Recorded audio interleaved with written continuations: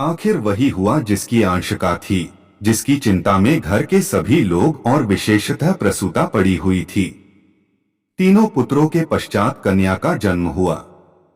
माता सौर में सूख गई, पिता बाहर आंगन में सूख गए और की वृद्ध माता सौर द्वार पर सूख गई। अनर्थ महानर्थ भगवान ही कुशल करे तो हो। यह पुत्री नहीं राक्षसी है। इस अभागिनी को इसी घर में आना था तो कुछ दिन पहले क्यों न आई। भगवान सातवें शत्रु के घर भी तेंतर का जन्म न दें। पिता का नाम था पंडित दामोदर दत्त। शिक्षित आदमी थे, शिक्षा विभाग में ही नौकर भी थे, मगर इस संस्कार को कैसे मिटा देते जो परंपरा से हृदय में जमा हुआ था कि तीसरे बेटे की पीठ पर होने वाली कन्या अभागिनी होती है, या पिता को लेती है या माता को या अपने को। उनकी वृद्धा माता लगी नवजात कन्या को पानी पी पी कर कोसने, कलमुही है कलमुही, न जाने क्या करने आई हैं यहाँ।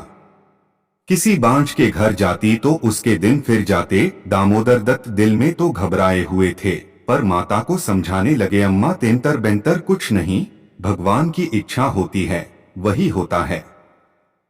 ईश्वर चाहेंगे तो सब कुशल ही होगा। गाने वालियों को बुला लो, नहीं तो लोग कहेंगे 3 बेटे हुए तो कैसे फूली फिरती थीं, एक बेटी हो गई तो घर में कोहराम मच गया। माता, रे बेटा तुम क्या जानो इन बातों को, मेरे सिर तो बीत चुकी हैं, प्राण नहीं में समाया हुआ है। तेंतर ही के जन्म से तुम्हारे दादा का देहांत हुआ। तभी से तेंतर का नाम सुनते ही मेरा कलेजा कांप उठता है।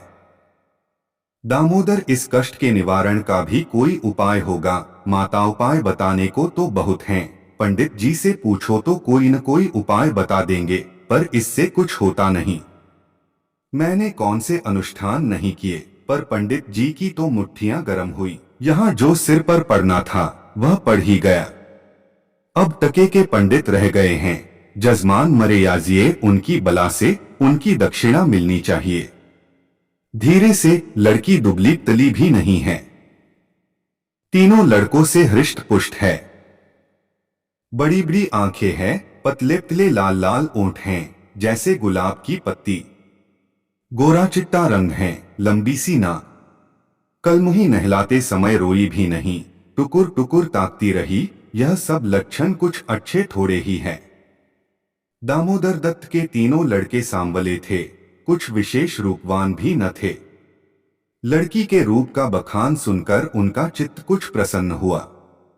बोले, अम्मा जी तुम भगवान का नाम लेकर गाने वालियों को बुला भेजो, गाना जाना होने दो। भाग्य में जो कुछ है वह तो होगा ही।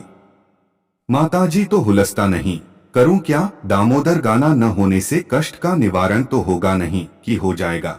अगर इतने सस्ते जान छूटे तो न कराओगा। माता, बुलाए लेती हूं बेटा, जो कुछ होना था वह तो हो गया। इतने में दाई ने सौर में से पुकार कर कहा, भूजी कहती हैं गाना वाना कराने का काम नहीं है। माता, भला उनसे कहो चुप बैठी रहे, बाहर निकलकर मनमानी करेंगी। 12 ही दिन हैं, बहुत दिन नहीं है। बहुत इतराती फिरती थी, यह न करूंगी वह न करूंगी, देवी क्या है। मर्दों की बातें सुनकर वही रट लगाने लगी थीं, तो अब चुपके से बैठती क्यों नहीं।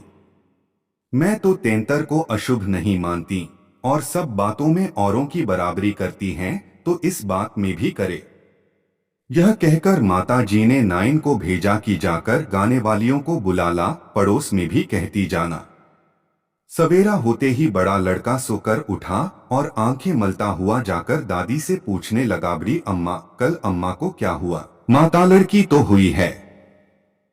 बालक खुशी से उछलकर बोला, हो पैजनियां पहन पहन कर छुन छुन चलेगी, जरा मुझे दिखा दो दादी जी। माता, अरे क्या शोर मचाएगा, पागल हो गया है क्या। लड़के की उत्सुकता न मानी, सौर के द्वार पर जाकर खड़ा हो गया और बोला, अम्मा जरा बच्ची को मुझे दिखा दो। दाई ने कहा, बच्ची अभी सोती है, बालक जरा दिखा दो। गोद में लेकर दाई ने कन्या उसे दिखा दी तो वहां से दौड़ता हुआ अपने छोटे भाइयों के पास पहुंचा और उन्हें जगाजगा कर खुशखबरी सुनाई। एक बोला, नन्ही सी होगी। बड़ा बिल्कुल नन्ही सी। जैसी बड़ी गुड़िया, ऐसी गोरी है कि क्या किसी साहब की लड़की होगी। यह लड़की मैं लूंगा। सबसे छोटा बोला हमको भी दिखा दो। तीनों मिलकर लड़की को देखने आए और वहां से बगले बजाते उछलते कूदते बाहर आए। छोटा हमें हमें तो देना। बड़ा खूब द्वार पर बारात आएगी, हाथी, घोड़े, बाजे, आतिशबाजी। मंझला और छोटा ऐसे मग्न हो रहे थे मानो वह मनोहर दृश्य आंखों के सामने है। उनके सरल नेत्र मनोल्लास से चमक रहे थे। बड़ा देखा कैसी है मंझला, कैसे आंखें बंद किए पड़ी थी। मंझला बोला, फुलवारियां भी, छोटा हम भी फूल लेंगे।